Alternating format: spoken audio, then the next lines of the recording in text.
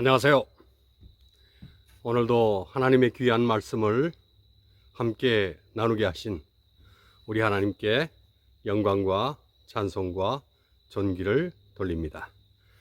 오늘 또 주어지는 말씀이 하나님의 기별이 되고 또 성령의 음성으로 들려지게 되시기를 주님의 이름으로 간절히 기원합니다. 오늘 말씀의 제목은 성령 회방과 죄사함, 성령 회방과 죄사함이라고 하는 제목으로 함께 말씀을 나누려고 합니다. 본문의 말씀으로 마태복음 12장 31절을 선택했습니다. 마태복음 12장 31절입니다.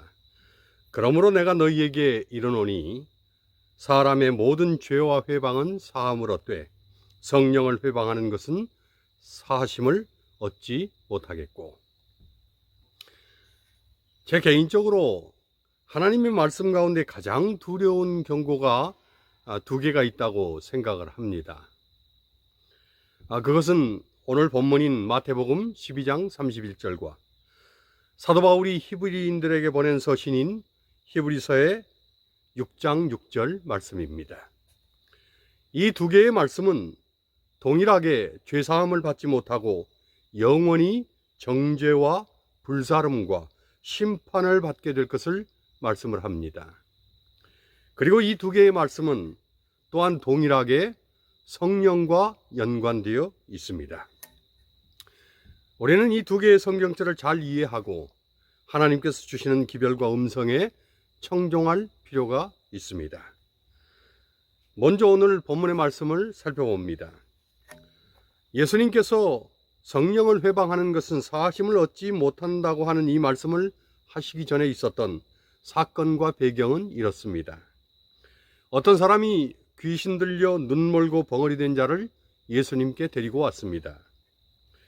눈 멀고 벙어리가 되었다는 것은 완전히 모든 것들과 소통이 차단된 그런 상태였음을 언급합니다.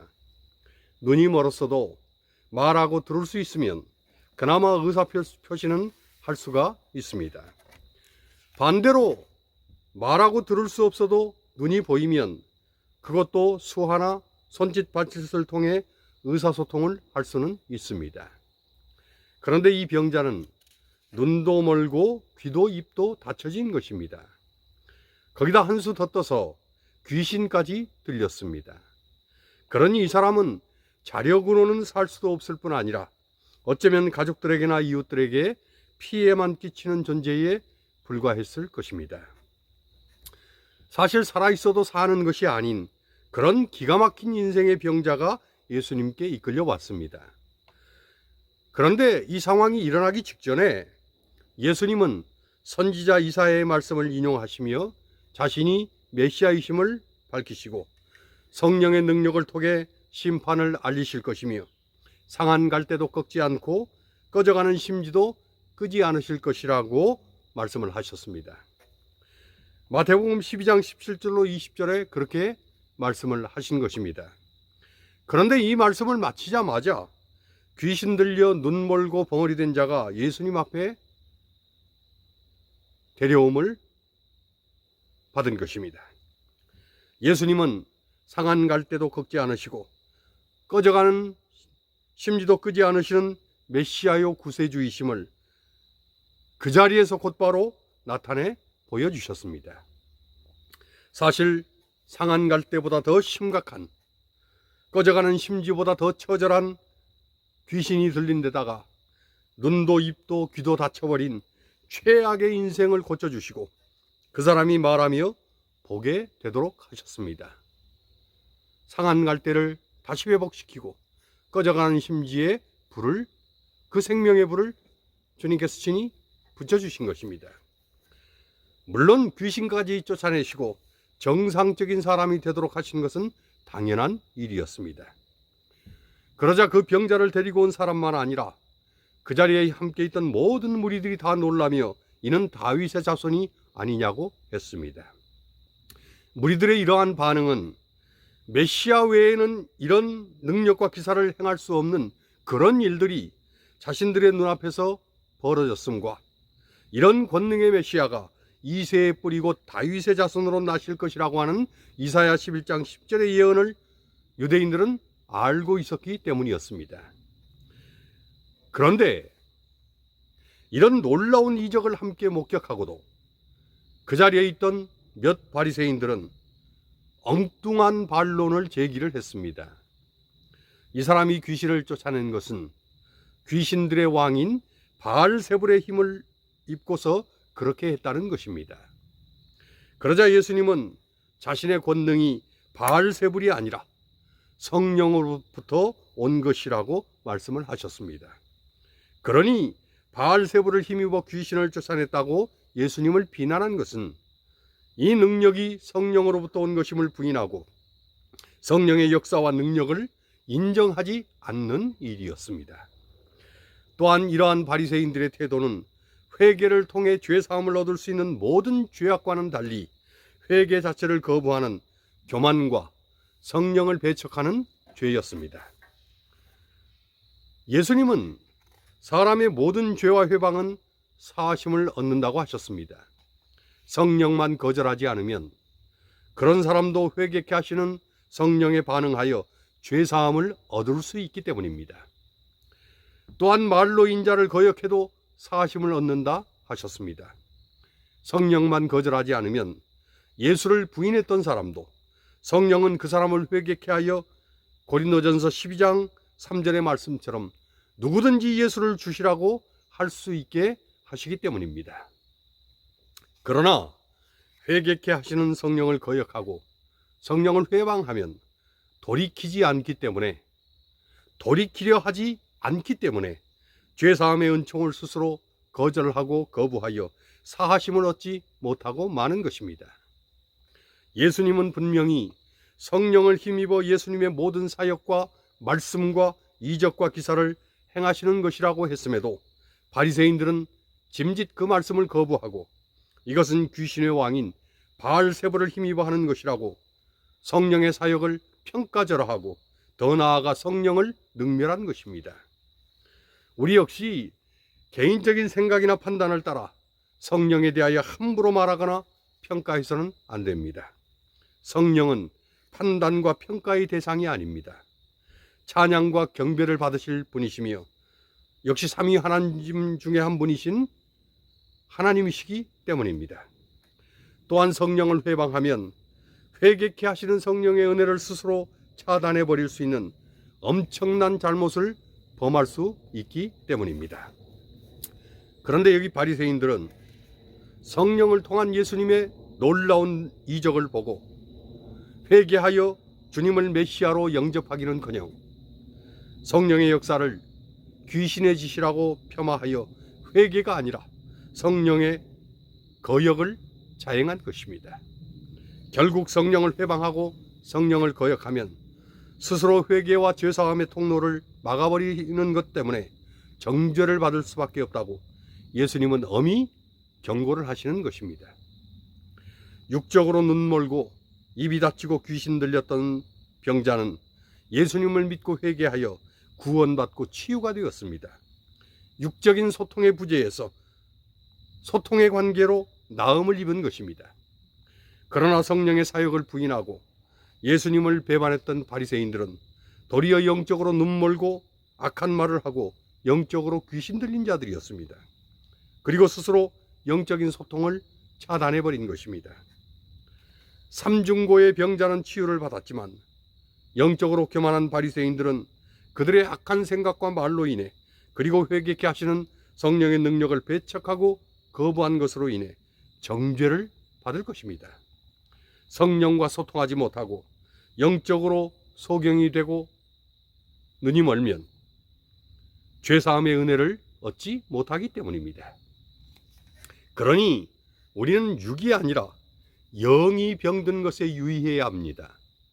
특별히 성령을 회방하고 거역하는 것에 참으로 주의를 기울여야 합니다. 이제 사도 바울은 이와 유사한 말씀을 히브리서 6장 4절로 6절에 이렇게 기록하여 보여줍니다. 한 번 비침을 얻고 하늘의 은사를 맛보고 성령에 참여한 바 되고 하나님의 선한 말씀과 내세의 능력을 맛보고 타락한 자들은 다시 새롭게 하여 회개케 할 수 없나니 이는 자기가 하나님의 아들을 다시 십자가에 못 박아 현저히 욕을 보임이라. 사도 바울은 이런 자들의 마지막은 불사름이 되리라고 했습니다. 그런데 사도 바울은 이들이 이미 경험했던 하나님의 축복들이 4가지나 있었다고 언급을 합니다.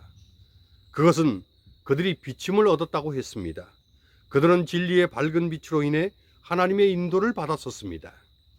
또한 그들은 하늘의 은사를 맛보았습니다.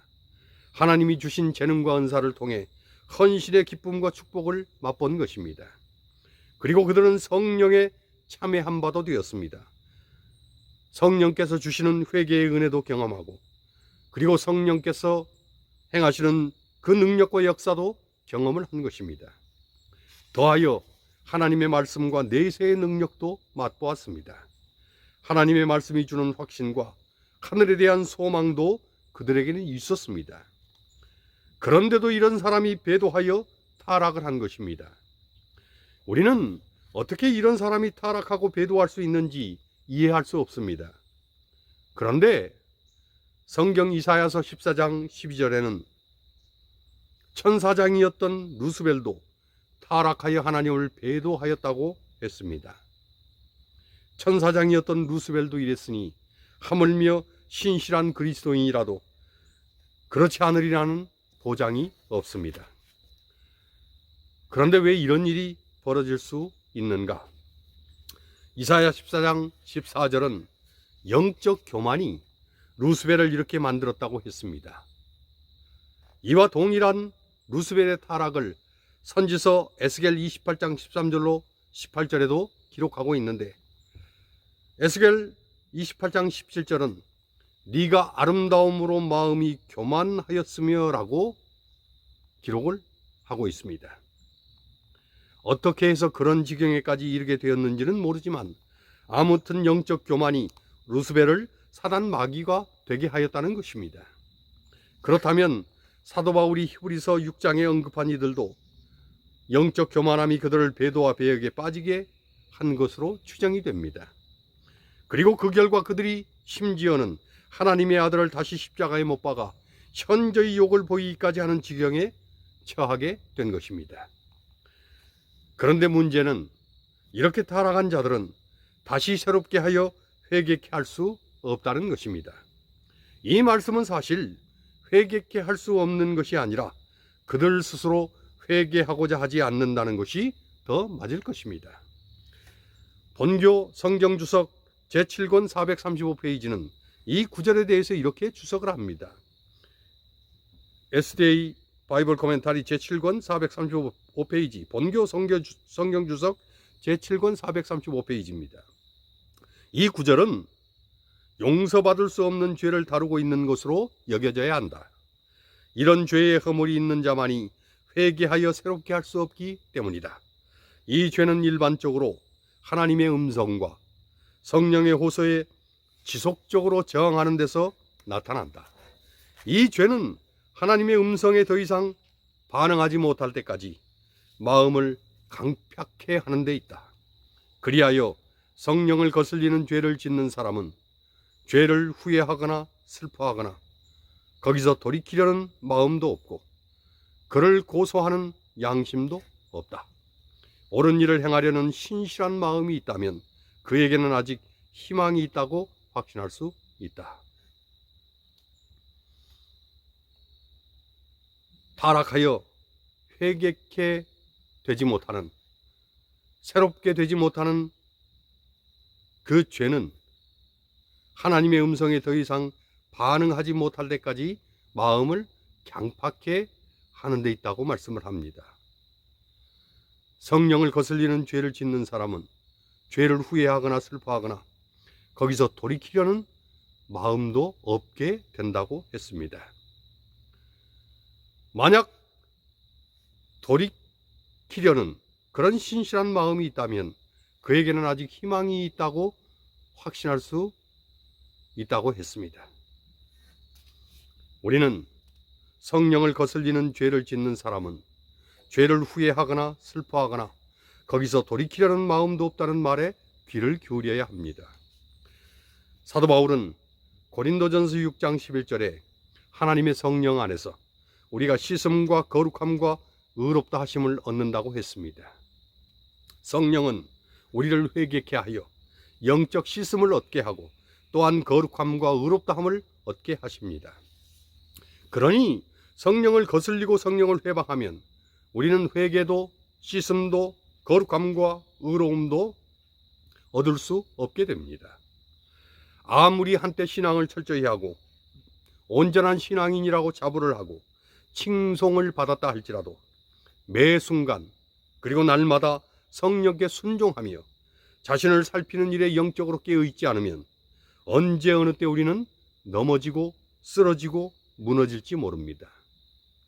심지어 루스벨도 그랬으니 우리라고 자만할 수는 없는 것입니다. 무엇보다 우리는 영적으로 자신을 살피고 언제나 성령의 은혜로 씻음과 거룩함과 의로움을 날마다 경험하는 영적 경험이 계속하여 유지되고 지속되어야 합니다. 만일 회개케 하시는 성령의 음성과 경고를 우리가 짐짓 무시하고 영적 교만에 빠져서 목이 곧은 백성이 되면 우리도 언제든지 예수님을 현저히 욕보이는 죄악에 처하게 될 수 있기 때문입니다. 그래서 성경은 가장 두려운 경고 두 가지를 하는데 그것은 모두 성령에 연관된 경고입니다. 그리고 결코 성령을 회방하거나 거역하지 말고 성령에 참여한 바 되고도 타락하여 새롭게 될 수 있는 기회를 거부하지 말라는 것입니다. 이 말씀은 결국 성령의 회개케 하시는 은총만은 결코 무시하지도 결코 배척하지도 결코 거부하지도 말라는 것입니다. 만일 이렇게 한다면 결코 용서함도 죄사함도 얻지를 못한다는 것입니다. 어떤 일이 있어도 성령은 거역하지 않기를 간절히 바랍니다.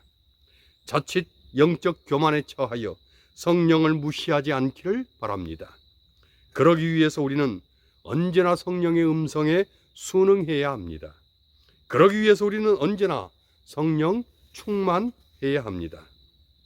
성령과 연합하여 매 순간 예수 그리스도를 높이고 하나님께 영광을 돌리는 그런 삶을 살아야 합니다. 특별히 사단 마귀가 갈수록 득세하고 창궐하는 이때에 참으로 성령의 도우심과 인도와 역사하심이 없이는 우리가 승리할 수 없습니다. 또한 이 마지막 때에 우리에게 주어진 사명을 감당할 수도 없고 주님의 재림을 성공적으로 준비할 수도 없습니다. 사도 바울은 로마서 5장 5절에 소망이 부끄럽게 아니함은 우리에게 주신 성령으로 말미암아 하나님의 사랑이 우리 마음에 부은 바 됨이니라고 했습니다. 성령은 하나님의 사랑을 우리 마음에 부어주시는 분이십니다. 성령은 우리의 소망이 부끄럽지 않게 하시는 분이십니다. 하나님의 사랑, 특별히 십자가의 사랑은 우리로 흔들리지 않게 합니다. 또한 소망은 우리에게 믿음을 가져다 주고 실망하지 않게 합니다. 그런데 이 모든 것이 성령으로 말미암아 주어진다는 것입니다. 그러니 우리는 성령을 사모해야 합니다. 성령을 갈망해야 합니다. 그리고 성령에 사로잡혀야 합니다. 결코 성령을 회방하여 죄사함의 은혜와 능력을 거절해서는 안 됩니다.